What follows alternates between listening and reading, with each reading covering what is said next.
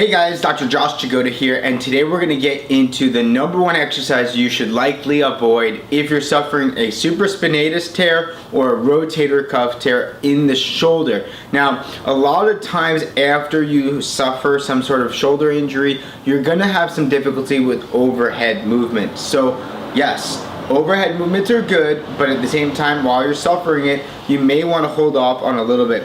And this one exercise that I'm going to show you is something you should definitively avoid at first. Not to say completely, and then I'm going to show you a modification once you do heal, how to actually do it. So what we're going to do, I see a lot of this, it's called the upright row, okay? The upright row is this type of position where we internally rotate our glenohumeral joint and then lift up so our shoulders go up into the sky.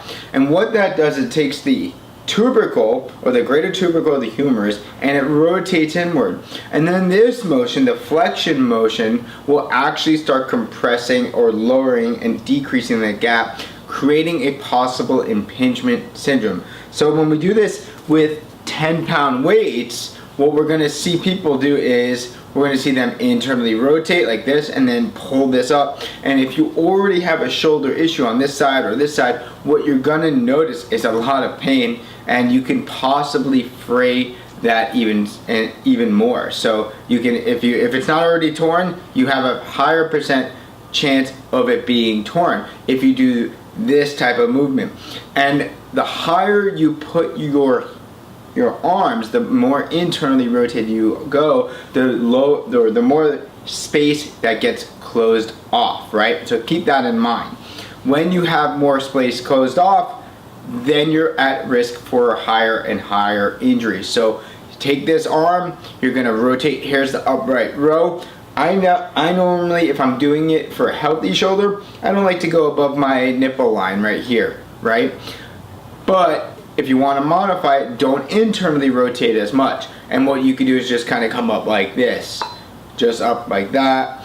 And if you still really like that movement. But again, guys, if you are suffering a shoulder injury, you have some sort of problem, rotator cuff pain, rotator cuff strain, you want to try to avoid this, especially excessively, okay? So make sure that you avoid that movement, and if you are going to start with that movement, start just gently with your shoulders. Don't start progressing to 15, 20, 30 pounds of weight and then really starting to anchor down and close off that space, which is going to probably hurt you more, possibly not improve at anything at all anyway. So make sure that if you are doing any of this exercise, you modify it properly or avoid it in its entirety. All right, I'm Dr. Josh Jagoda, guys.